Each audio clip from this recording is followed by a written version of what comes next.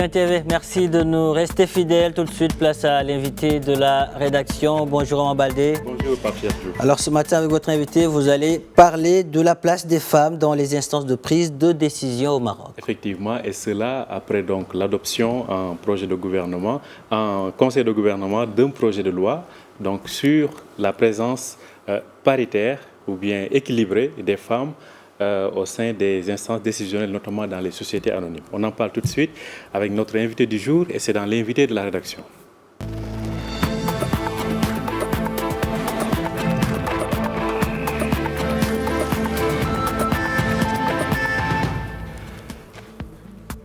Bonjour et bienvenue sur Medi 1 TV. Au Maroc, le gouvernement a adopté lors de sa dernière réunion hebdomadaire le projet de loi 1920, dont l'objectif principal est d'assurer une représentation équilibrée des femmes et des hommes dans les organes de gestion et de gouvernance des sociétés anonymes. Ce qui nous permet de faire le point ce matin sur la présence féminine au sein des hautes sphères décisionnelles. Nous en parlons avec notre invité du jour. Il s'agit de Asma Diani. Elle est professeure des sciences de gestion à l'université Mohamed Ben Abdallah de Fès. Bonjour professeur. Bonjour. Alors merci d'être avec nous ce matin. Tout d'abord, quelle lecture faites-vous de ce nouveau dispositif juridique ? Alors, bien entendu, je vous remercie d'abord d'avoir soulevé le débat autour de ce nouvel acquis pour les femmes, d'être représentées paritairement dans les organes décisionnels, notamment les sociétés anonymes.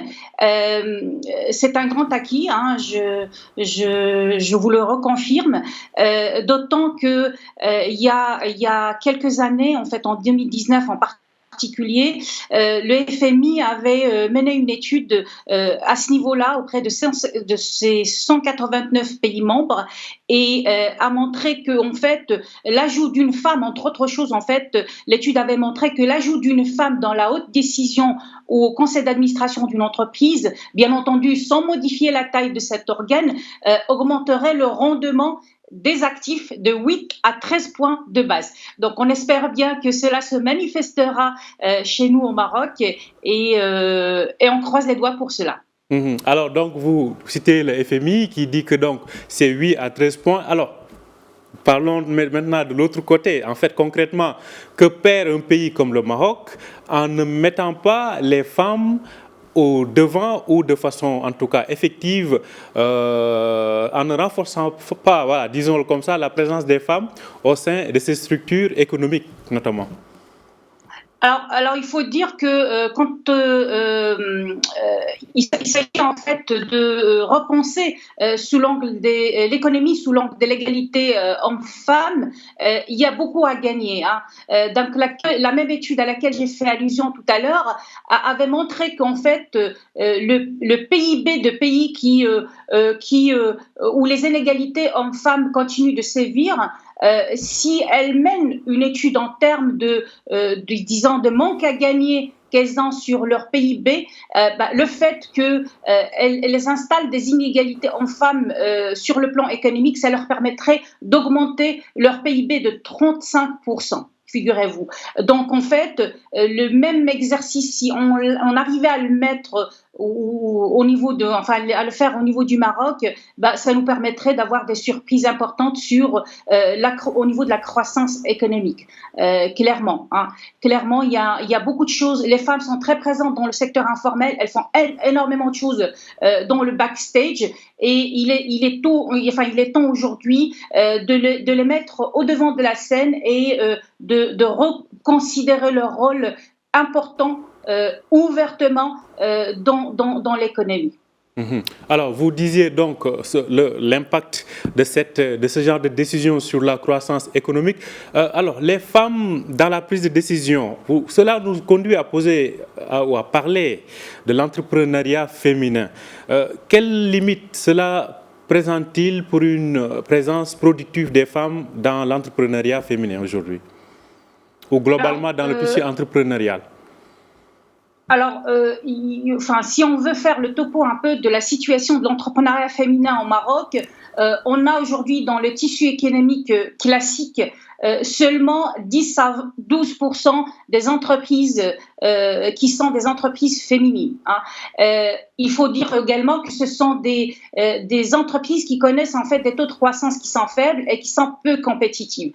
Si l'on considère maintenant de l'autre côté l'entrepreneuriat de nécessité à travers le secteur coopératif, 17% seulement des femmes sont dans des coopératives totalement féminines. Et donc avec un effectif d'emploi féminin de 35%. Donc en fait, on est sur des grandeurs qui sont vraiment très en retrait par rapport aux aspirations des femmes dans ce pays, des femmes actives dans ce pays. Et je crois qu'il y a beaucoup à faire à ce niveau-là pour rehausser la participation des femmes au niveau de la création de valeur économique. J'ai envie de dire aussi que dans la foulée, parce qu'il y a un rapport qui a été émis dernièrement dans le rapport annuel du Forum mondial de Davos, où le Maroc, en fait, sur ce registre-là, sur le registre des égalités hommes-femmes, donc on a reculé d'un point. On était 143e l'année dernière sur 156 pays. Là, aujourd'hui, on est 144e. C'est vrai qu'on a gagné un point sur la question de l'accès aux opportunités économiques. On est 148e, mais on est vraiment très derrière pour ce qui est des questions des égalités hommes-femmes, notamment pour ce qui est donc de l'accès aux opportunités économiques notamment. Alors, Asma Diani, on voit qu'aujourd'hui, en termes d'éducation, de présence des filles à l'école ou dans les universités, on sent quand même une nette présence des filles, de la jeune féminine, pour le dire autrement. Mais au niveau des hautes sphères, c'est encore très rare. Selon vous, qu'est-ce qui explique cela? Est-ce de la discrimination ou bien est-ce un manque de compétences à ce niveau-là? Quels sont les vrais facteurs qui freinent en fait l'ascension des femmes à ce niveau-là? Alors, il y a en fait, c'est un mélange de tout ça. Vous avez pointé presque les points les plus importants. En fait, c'est vrai que on a beaucoup d'acquis au Maroc, notamment sur les droits des femmes, mais les injustices continuent de sévir. Elles sévissent en termes de harcèlement, elles sévissent en termes de violence, elles sévissent en termes de lois inégalitaires et d'injustice au travail. Aujourd'hui, les femmes sont sous-employées, sous-rémunérés, insuffisamment promus, etc. Alors, ce traitement égalitaire, c'est vrai que ça se traduit par un manque à gagner terrible. Moi, je crois que sur les formations auxquelles vous avez fait allusion, il y a à faire en matière de développement du leadership chez les femmes pour qu'elles puissent, malgré toutes ces difficultés, donc essayer de dépasser tout cela et donc passer à l'étape supérieure, à celle de s'affirmer dans tout ce qu'elles entreprennent. Ce qui est certain, c'est que c'est pas une tâche facile, ça ne sera jamais une tâche facile, mais il y a beaucoup à faire de la part des femmes, mais de la part de la société en général. Il faut introduire les questions de quotas, à mon avis, dans les lieux de travail, dans tout ce qui est promotion, en commençant par cela, pour après construire sur quelque chose de plus démocratique. Alors, je rappelle que donc, le projet de loi 1920 qui a été adopté donc, la semaine dernière en Conseil de gouvernement devra suivre donc, le processus législatif, c'est-à-dire aller au Parlement pour y être discuté et voté. Et à ce niveau-là, pensez-vous que des résistances, des obstacles ne risquent pas de surgir? Alors, j'ai envie de rester optimiste, mais en fait, comme dans toutes les lois, il y a un gap toujours entre la loi en question. Les lois, c'est toujours, ça arrive toujours avec des choses très positives, mais c'est l'opérationnalisation qui pose problème. Et là, comme j'ai dit tout à l'heure, il ne faut pas laisser les choses à la discrétion de ceux qui sont supposés les mettre en place, mais il faut forcer les choses par des mécanismes beaucoup plus on va dire, plus directifs, pour faire en sorte que ça s'applique et que ça puisse donner les résultats escomptés en termes sur la croissance économique et sur les indicateurs que j'ai cités tout à l'heure. Alors, on voit que sur le plan politique, la parité n'est pas encore de mise, c'est-à-dire qu'on n'a pas encore des lois qui imposent une présence équilibrée entre femmes et hommes au sein donc, des organes ou bien au sein du Parlement, entre autres. On voit qu'on en est encore très loin. Selon vous, à ce niveau-là aussi, est-ce qu'il y a des leviers aujourd'hui qu'il faudrait activer pour arriver à cette parité ? Alors,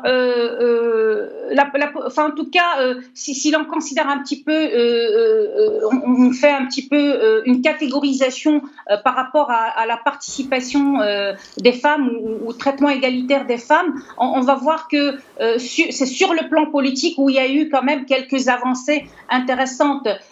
Par exemple, on a vu qu'on a beaucoup plus de participation des femmes au niveau, disons, du Parlement, de présence des femmes au niveau des parlements que par le passé.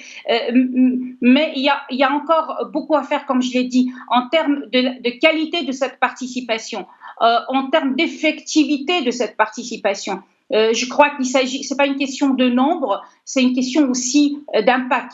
Hein. Il faut qu'on puisse donc c'est vrai que il y a eu des acquis, mais on est bien disant en deçà de ce à quoi on aspire tous.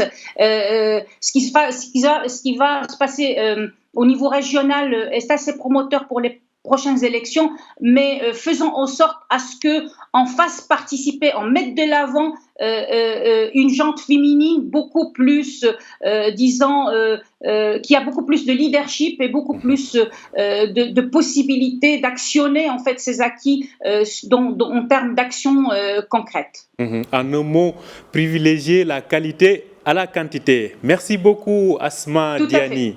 Je rappelle que vous êtes professeur des sciences de gestion à l'université Mohamed Ben Abdallah de Fès, d'où vous étiez en direct avec nous. Merci d'avoir accepté notre invitation.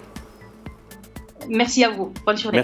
Merci à vous aussi de nous avoir suivis. Très bonne journée, très bonne suite de programme sur Medi 1 TV.